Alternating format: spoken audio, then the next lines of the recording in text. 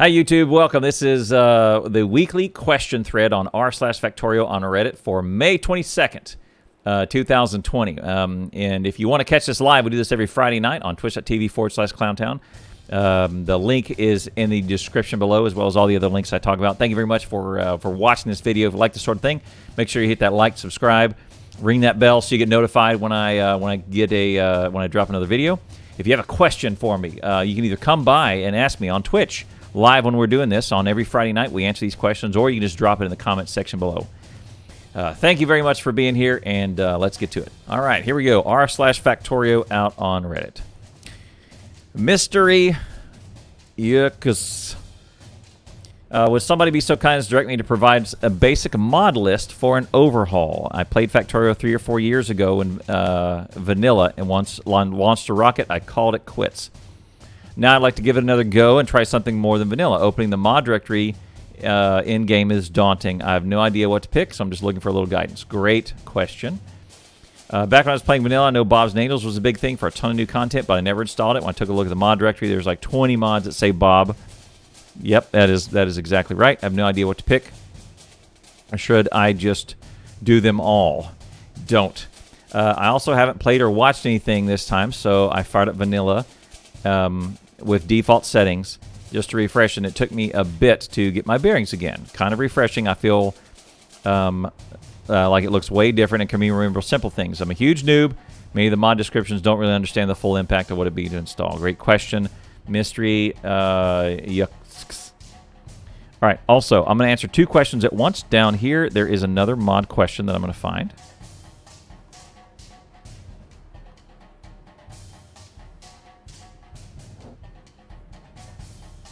Yep, here it is. Stewie Griffin 26. I haven't played the game in a while and want to do a rail world with mods. I've used Angels and Bombs before, but I'm not sure it's the best mod package to use. Does anyone know what the best mod package would be? I'm not always up to date on the latest mods that extend the game with different ores and production steps. Both of these are very similar questions, so let's answer them both at once. Number one, if you haven't been done the game in a while, I would absolutely recommend you launch a vanilla rocket. Number one, I'm going to put up there on the board, launch a rocket in vanilla first. The science recipes from, say, version 14 are very, very different than up to version 18 and change where we are now. So put your head together around that. Experience the GUI as it is new in version 18. Experience the new science ratios, all the new sound design in version 18. Get up to version 18. It's very stable. 1826 as of this recording. And number one, I would say, if you haven't played it in a while, launch a rocket in vanilla. Do it. It's going to be great. The biters are different. The biter pathing is different. The military is the military aspect of researching up and getting the things that you need. If you haven't played in a while, they're very, very different as well. Pollution absorption, biter behavior, all of that has had a pretty big rework. So number one, do a rocket in vanilla first if you're just now coming back to the game. Number two, the mod I would recommend to step in if vanilla is a ranking of complexity of 1 out of 10, I would say Factorio Extended mod. Factorio Extended is an 8-pack of mods by Jimmy John 711. There's some other ones that are named Factorio Extended. There's 3 or 4 other ones maybe that have extended in the name. Those are elective. They're not part of the original mod pack. You can get those if you want. The ones I'm recommending are the 8-pack of Factorio Extended. I think they're called it Factorio Extended Plus, and they're by a guy named Jimmy John 711. He's a friend of mine. And he and I and West Dude all put those, he did all the work, but we came together, took those mods over and put them out there, and they're very, very good. It gives, as the analogy goes, it's not very complex. There's there's lots of new assemblers and miners and more powerful entities to use. You earn them because it just takes more material. But there's really only one level of complexity, additional amount of complexity, and that is titanium, which you get by combining two raw ores, and that's pretty easy. That takes the difficulty of Factorio Extended to about a 2 out of 10. But again, highly recommended mod. Number 3 I would recommend that was most recently updated was Factorio 2. Now, Factorio 2 is available only in version 18. So make sure you're in the experimental 18.26 as of this recording. It's very stable. Everything works. It's beautiful. The GUI updates are happening. The sound updates are happening. Don't worry, you won't crash. Those two work together very well. Factorio 2 has some new ores on the ground, has some a bunch of new recipes, takes you well past a rocket, extends it out into some really cool weapons, really cool technologies. Immersite, lithium, antimatter, all kinds of good stuff. It has a difficulty rating of about 4 out of 10 on the scale that me and the chat came up with. And then the next recommendation I have for you is Bob's and Angels. Now, Bob's and Angels has also had an overhaul as recently. It's got a lot of mods that you can pick and choose from. If you want to find that out, there's a thread actually in this thread. I'll link it out there in the description below. It gives you a recommendation of what a smaller Bob's and Angels is and a full Bob's and Angels is. Like Angels Petrochem adds a lot of complexity that you may or may not want to be ready for. Either way, we give that about an 8 out of 10 on complexity scale. It's for those who want to get into some detail. You may also want to add some quality of life mods in there, like FNEI for your recipe searches, or Squeak Through. Maybe I think there's one called something about the Afraid of the Dark that lets your lamps give you a little bit more vision at night. There's some quality of life ones that are elective. But anyway, Bob's and Angels, and to this person's question, the one you want to get is there's two individuals that make most of Bob's and Angels. One of them is a person named Bobbing About, BOBINGABOUT. That is the individual that makes Bob's mods, and the other one is Archangel, and his handle is Arch 666 Angel. Those two individuals are the only ones you really want to grab from Bob's and Angels. Everything else is either expanded on what they've done, or others that come in and kind of make complementary or supplementary mods to what they do. And finally, if you hate yourself and you hate the amount of free time that you have, and you don't have enough insanity in your own life, you can get something like Pyanodons or one of those types of mods. Those goes up to 11 out of 10 on the complexity scale. Add in some Dangerous if tedium is your thing. There's a lot of other ones that if you really want to hurt, if the world doesn't hurt you enough, or your family, or whatever's in your soul, like you can't cover it up with enough either illegal drugs or alcohol, consider Pyanodons in terms of self-abuse. But with that, there you go. There's your answer. So again, Vanilla Rocket, Factorio Extended, Factorio, and then Bob's and Angels, and then if you really want to hurt yourself, go to Pyanodons or Yuki Industries or something like that. Casual 7. How do I put a blueprint I've created into my blueprints in the new UI? There used to be a box in the bottom of inventory I could drag it to. I don't see one anymore. B key or Shift B to open my blueprints is what you're looking for. Stuff moves around. Hit the B key and enjoy. Spartacus 12. What's the deal with radar not being able to be picked up by bots? It has some other weird functionality that seems you can't press Q key and place it. Also, if a blueprint has radar in it and you're attempting to place it perfectly over another radar, won't allow it. I'm sure there's a reason. I just don't know what it is. That's weird. That's not a thing. They're no different than any other type of building. I don't understand what he's doing. That is a very weird question. Radars are just like any entity that you can do. So But he says pressing Q over it just copies it on your inventory, and if you don't have one in your inventory, it's a ghost. If you do, it becomes another radar. I don't know. That is a very odd question, but radars are no different than the other entities. It might be some mod that he's got going on here that prohibits that or makes radars weird, but it should be the same thing. Do biters, okay, Avocado the Great says, do biters only attack stuff that attacks them? Turrets, lasers, artillery, and pollution sources, machine smelters, or something else? Will they attack, say, solar panels? The answer is yes, they do. They'll attack just about anything. However, something has to be in their path or something has to trigger them to attack. So the way it works, they have a military target and a non-military target. Military targets are lasers, artillery, turrets, or a player. A player is considered a military target, so they'll go after you. But if it's a non-military target, they're going to walk towards their path, and then if they are blocked in some way, or they are impeded, or what may happen is a military target goes in and kills them or hits them, they may start attacking other things around them because of it, because they can't pathway through to the military target. They're going to try to, but they may try and attack something else. Or say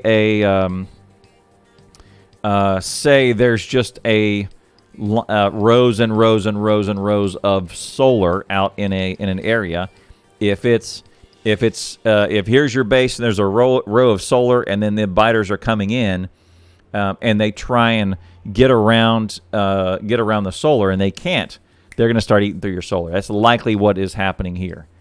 But something like rail is very common, that they will, most of the time, they will just walk straight over and ignore. Power poles, rail, stuff like that is remote outside of your base, that really doesn't present an impedance, they will likely just walk right past. Big Finale says, okay, I'm building my first bus. I've been very intimidated by building the fluid portion.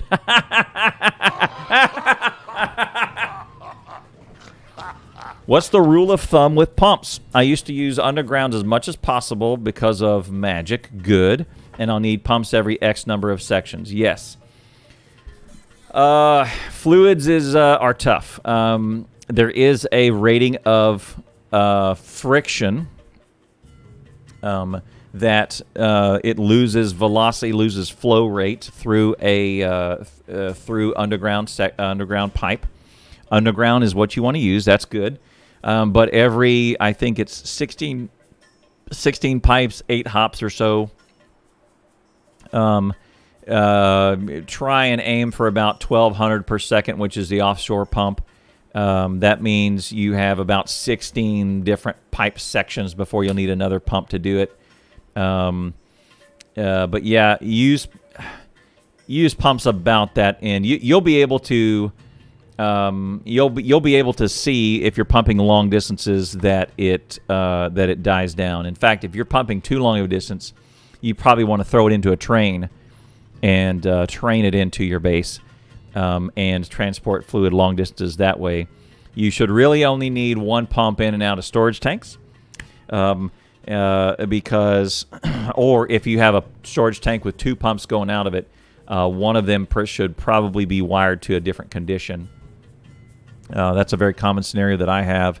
Is I have a tank of heavy, and I want one pump to always go to lube, but I'm going to fill up on lube for a little while.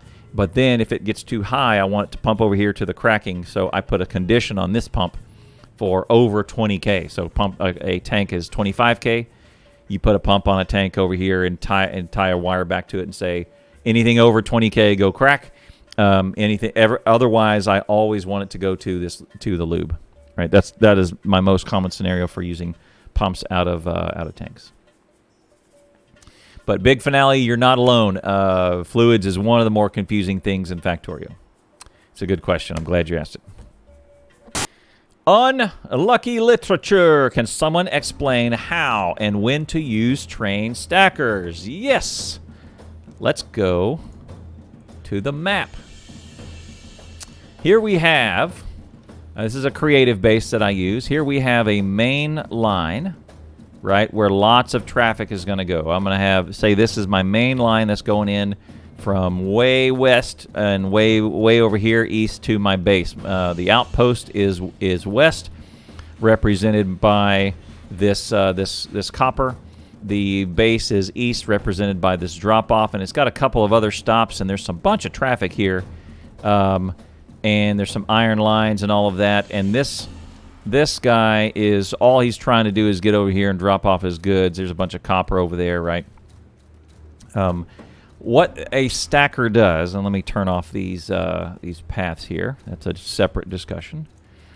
But what these paths do is you see all of these trains, if we didn't use a stacker, all of these trains would be stuck on this line waiting to go up into here to drop off their track. So imagine I didn't have a stacker. So look, watch this. This would happen where train A would be waiting on train B to get done, and they would be stuck out here on this main line, right? So you just kind of saw what could happen in relation to what a stacker is really used for. It's all about moving a train off of the main line and getting it out of the way of other trains. And in fact, I'm going to go ahead and give this its supply, and so we can illustrate this point. Without the stacker, you have a train waiting here. Now imagine I have a sulfuric train way out here, and my base is in here. Well, there's going to be a train waiting right behind this guy for this one to finish. So it's all about moving the train off of the main line, right? This is a very common condition without a stacker. With a stacker, contrast is what iron is doing. Iron has an input, so this is the outpost. Iron has an output. This is the output, right? So all these trains do is go back and forth, but because they have a stacker, all of the trains, they may wait for a moment or two, but they get off of the line. They spend most of their time off of the main line to load their goods or unload their goods away here. So here's the majority. So I have 5 iron trains. Imagine if I didn't have the stacker, I'd have so many trains backed up along this line. It would be the copper train would never have gotten to and fro its destination. But as of now, you see there's very little time on the train. You minimize the time that a train would have on the track by putting it in a stacker. And a stacker looks like this. You have an exit from the main line, chain signals going in, and then each lane of the stacker. This is a unique stacker because I have 1, 2, 3, 4, 5 lanes going in, and I've labeled them with a little constant combinator, 1, 2, 3, 4, 5. And then the 6th one is actually going out. So you'll see 5 in, 1 out. And so watch, this guy will go out. So the only lane that goes out is this one. So you stop there because one of these trains was clogged. But just only briefly. Look at there. They just pass right by each other. 5 in, 1 out. And that's one of my favorite ways to do stackers because I do double-sided trains. I do not do single-sided trains. If you want to do single-sided trains, you do something like this. They run in parallel. For my example, the stacker example works way better if you do it from double-sided trains such as this. You pull in, drop your goods off, and pull out. So on the 5 input lanes, you come in and you clear each lane inward, which is going north, in, all with a rail signal. And then up here, you have chain signals that block it off before you go into the loading zone. So then coming in here, I'm going to clear it with a chain signal going in. You see the arrows are pointing past there. So this signal takes care of the input side. And then coming back out, you have a chain signal on the other side, cleared by a signal, chain going into this big intersection. So I'm going to pick up one of these and see the intersection. Look at the cyan colored block. This one right here. That is what it does. What you're effectively doing with a stacker is you're taking this clog. This is the clog. The clog ordinarily would be here on the main line. You're moving effectively moving it off the main line and putting it onto your stacker, which this is a very small way to do it, a very small overlapping, and you can let the rest of your traffic go. It's a very smart way to handle it. I do this in all of my builds. I do double-sided trains. This is a very small example, but you'll also see by holding this in your hand, you'll see I've isolated these blocks here. The cyan is one block down there, and then I've isolated each one of these purple ones, 1, 2, 3, 4, 5, and then a sixth one that could come out of here, and then seventh one is the loading and unloading. Yeah. So back to the question. That is why you do a stacker. It's to move your trains off of that main line so they don't get clogged, and that way you could have multiple trains assigned to an input, multiple trains assigned to an output. And you need not worry about them sitting on the main line like this, because otherwise, without a stacker, you can really only have one train offloading at a time. If you try and do another one, you'll get a scenario like this.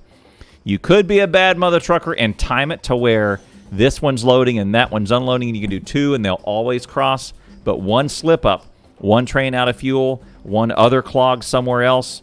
Anything else that happens, run one broken rail, something like that, and it's all shut down. Right? Stackers are a very smart way to go, and I recommend them highly. If you want to come by, Twitch TV /Clowntown, we can unpack it for you, but that is the quick illustration for a stacker.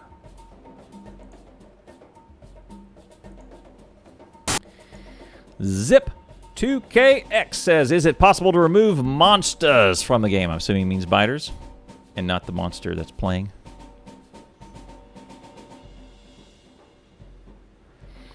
Is it possible to remove monsters from the game? I just want to build. That's all I want to do is build. Yes, when you at map generation, one of the tabs is enemies. In the enemies tab, uncheck biters and uncheck pollution, since it's not really gonna affect you at all. Pollution won't really be a factor for anything other than biters. You might lose some trees here and there and some of that, but otherwise. You need to do it at map gen. If you want them there and you're using a mod such as Factorio where you need to collect some things from the biters, there's also an option to leave them in, but they won't be aggressive. They'll expand, but they won't attack you. It's called peaceful mode. You can check that box on and off. Peaceful mode on with the box checked means they will not attack you. Peaceful mode unchecked is default. They're going to come after you based on your pollution. Otherwise, you can just remove them from the game forever. You can set their biters spawns to 0. If you are several hundred hours into your build and your base, and you want to suddenly shut them off, which we've done before, there's a series of commands you need to run. One that kills, that stops their expansion. 2 that kills all the biters from the map immediately. You may need to run them multiple times. You think about, but there's definitely console commands. Commands are like this long. They're tons of text, and you need to think about what you think about making that decision. It does free up some CPU and some RAM, some UPS to remove biters and remove pollution. So if your mega base is cratering your computer, then it may be a decision that you make. Like we've done that before, where we've built up so much, we've teched up so much. That we're so far beyond. Biters are really a pain in the butt right now. They're not really. They're kind of more of a nuisance than a game mechanic because we've out-teched them, and we just dominate them so bad. We've really passed that phase of the game. We've elected to shut them off to pick up some UPS. Like our UPS was dropping down to about 52, and we killed pollution and killed biters. UPS went up to 58, 59, and you'd save you about 5-6 UPS, depending on how big your base is. Avocado the Great says, if I am being overwhelmed by biters due to negligence, Is shutting off your factory in its entirety to reduce pollution and set some turrets up a viable strategy? Yes. Most often what it is, a strategy is to shut off science, but then if you're trying to tech up into military, then you may sacrifice your future for your present, right? So shutting off science is a standard response, because then it has effects that backs up onto all manner of things, which shuts off lots of power. But yes, that is that's definitely a strategy. You can flip over from coal to solar. You can start doing that. Shuts things down that are non-critical, like keep your military going, keep your turrets going, keep your grenades being produced, and walls and stone, that sort of thing. But turning off something like, turning off something like tons of iron ore, if you already have a bunch of iron ore stored in chests, you may as well turn that off for a little while and reduce your pollution. On occasion, there's a use case for putting efficiency modules in miners. Miners are one of the things that are usually outside on the outskirts of your base, pulling material in. And there is a use case for putting efficiency modules in the miners to reduce pollution and reduce power consumption. That does have an effect. I've had use cases where some of my buddies have been in a death world, and they needed to be very careful about how much pollution they output, and so they preemptively tried to put some efficiency modules in the miners that are out on the outskirts. So definitely a strategy. It's a great question. You're probably on the right track. If you can, though, what you want to do is just overwhelm them with technology and with military. And your statement here is negligence is a factor. You can't neglect it with biters on the map. Macaroni Gold says, how many logistic networks will we have on a map? I have been connecting every single roboport together, but I noticed using a blueprint that requests plastic bars to make red circuits. Logistic bots would travel across the map to deliver them. Yes, rather than just use a passive provider, plastic bars right next to them. Yes. Similarly, when clearing forests with bots, I notice they travel a long way to deliver the wood. Yes. Is there a way to make this more efficient? Yes, you've got it. One of the rules of thumb of what you want to have a really big network versus several small networks is usually because of the way UPS works. Most often you'll want to have one electrical grid, but more robotic, but lots of smaller robo networks, depending. You may end up also having one big network for kind of main base, or a separate network for a mall build, separate network for main base, and then a separate robo network for outposting. So that's a very common setup that we have in our mega bases is we have a separate mall network. The bigger it gets, the more we isolate the mall network, because mall is very specific about the material it consumes. Also, you may have lots of volume in your science network, which may need to be separate from your mall build. But most of the time, you'll want to try and separate out networks where possible. And we've done it before where you have the networks are lined up with one teeny tiny square in between them. You can see this by hovering over a robo network, or when you're about to place a network, we start with RoboPort A, and you go to the farthest point, and then when you get to a certain point way out here, you move it one more square, and the dotted line between the two RoboPorts disappears. That's when you know there is exactly one space in between them. There's a border. And if you can put that one space there, then you can have a requester chest on one side, a supply chest on the other side, and you can just deliver from one network to the other. That's very common. We do that from main base to mall all the time. The other one's an outpost base. Usually the outpost is way, way out there, and I've got trains running, or I've got giant swaths of belts running. The outpost is way the heck out there, and it's got its own network with very few bots in it. And all those bots are really there to do is either take it from the miner to the train if you have a train system, or maybe just 5 to 10 construction bots to repair guns around the edges that while the guns are defending the outpost against biters. Some sort of automated defense, and throw some repair packs in there, throw some extra lasers in there in case some lasers get destroyed. That's a very common one too, is a separate network for just defending an outpost with a handful of robots in there with repair packs, right? I would recommend splitting up networks into just kind of logical pieces of it. No real harm in having a giant network. The two downsides to that, one is UPS. There's when a logistic network has a lot in it, it has to keep track of inventory and robots and stuff coming in and out of it. It's a lot to process the bigger the network.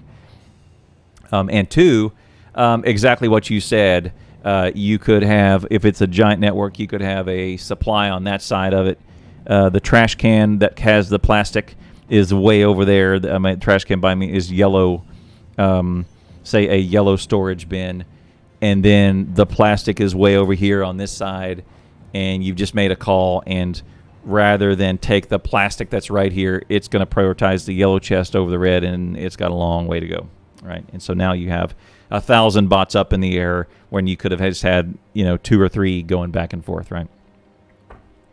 But yes, make sure. But splitting it up is very good. Now, to your direct question, how many will you have?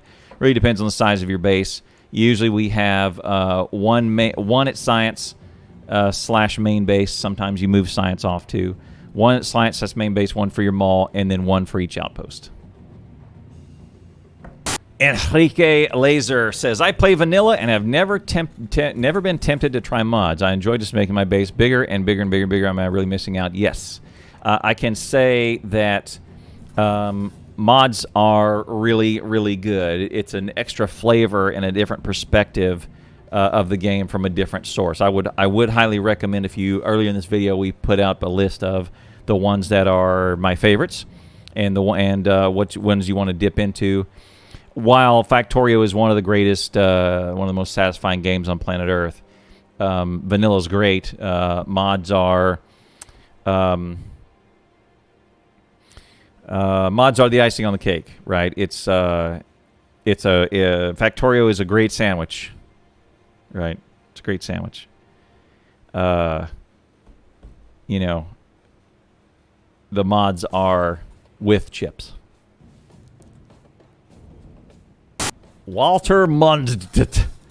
So, I have a friend who got partway through the tutorial back in 14 or 15 and wants to be able to start off at the level he was on in 1.8. Skipping the very basics since he was short on time to play. What? I found an answer suggesting editing available campaign levels in player data JSON in Google search. When I tested it, it didn't seem to have any effect. The game just wrote over my changes when I load quit. Any idea on how to do this concurrently? Okay. The way to do this is, number one, make sure you buy the game. Number 2, skip right over that tutorial. Number 3, start free play. That tutorial is much maligned, and don't try and do this bullcrap. Let it go. Like was that Frozen movie? That lady was singing about letting it go. The cold never bothered her anyway. Let it go. Put it out there in the cold. Blue Cheetah 00001. I'm trying to understand the purpose of coal liquefaction. I understand it can be useful when needing a high ratio of heavy oil to light oil to petroleum, the obvious case being blue belts. But even then, you probably end up crafting similar 3s as well, which consume petroleum. I have not looked at the ratios yet, but I'd be curious to see what other people think. The other case, solid fuel, rocket fuel, which is more efficiently produced by light oil. Yes. So I want to check how much solid fuel can be produced by 100 crude versus 10 coal. The inputs to a single oil refinery without modules, max productivity, etc. So he does some math. So far as I can tell, there's no reason to use coal liquefaction except for a small edge case where you actually need a higher ratio of lubricant. There must be a situation where you can very carefully balance both advanced oil processing, coal liquefaction, so that you never have to crack light oil to petroleum, which may be more efficient but sounds more complicated to set up. Yes. Straight up, I will absolutely tell you, Blue Cheetah 001, we don't use coal liquefaction for any other reason, only because other than we have excess coal. That's it.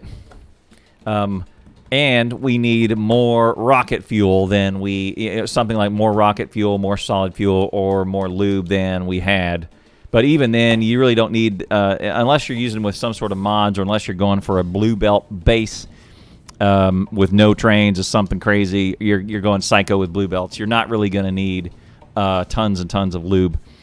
I can say that your conclusions are likely correct if you're just going from what is the most efficient one, or what are the scenarios. It's really because you end up with more coal than you know what to do with it in end game. Most times, if your coal is on par with your map generation settings with the rest of your base, if you did do something like maximum rich, maximum size, maximum frequency iron and copper, minimum size, minimum richness, minimum frequency coal, then you're probably going to have excess coal, because coal really goes into two things. One is plastic, and the other one is energy. And your energy needs, you will likely transition to solid fuel to burn in your boilers, or nuclear or solar, such that coal is no longer going to be your primary source. So that early on, you use a ton of coal to get your energy needs up and get your base up and running to tech up. I guess you also use coal in grenades and military tech, but even then, it doesn't go on that far. But then the other thing you use a lot of is plastic. While that's a pretty majority of the coal that you'll use will go into plastic, it's still a small amount relative to something like iron or stone, iron, copper, stone, those types of things. Particularly when you get into modules, and you get productivity modules, all that good stuff, you can really make your coal, you get a lot of bang for your coal buck. So coal liquefaction is, look, I'm mega basing, I'm launching 3,000 rockets at once, and I need tons of rocket fuel to do so, and I've got all my crude tapped, and I need a little bit more rocket fuel. What do I do? I've got limited options on crude. I've got to expand into more different spots. But hey, I've got 3 coal patches that are unmined and untouched. Coal liquefaction, let's set some stuff up. Let's turn it all into rocket fuel. Minimum cracking, almost no petroleum, other than maybe turn into sulfuric and train that in, something like that, or turn into plastic, whatever it is. But my primary use for that is I need more. Most of the time it's need more rocket fuel more than anything, as you suspected here. But that is the use case for coal liquefaction that we found. Sapphire12 says, does anyone know if the devs plan to implement the possibility to rename Logistic Networks? That would be paradise. The other thing that we need naming convention for, or a manual name is for, is freaking locomotives. In a multiplayer game, all of us have player access stations. We have our own little trains. We try and color code them, right? And so because we carry all of our crap in the trains, and we don't take someone else's train, all that other business. Man, give us nameable locos for 1.0. Roboports, I'm not so. I mean, you don't necessarily need to name rename Logistic Networks. I don't know of a good use case other than mall network versus science network versus outpost network. But I think you can even do that on the map. You just name the map icon. Trains move all around, so you can't really name those.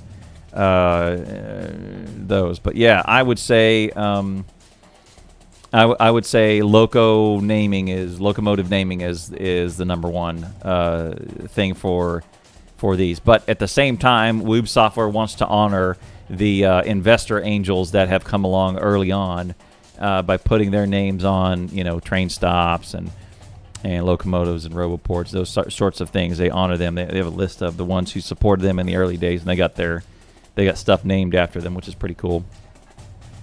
But at the same time, let me rename those, just like I can rename a stop. Thank you very much for being here. That was the weekly question thread for Reddit from May 22nd, 2020.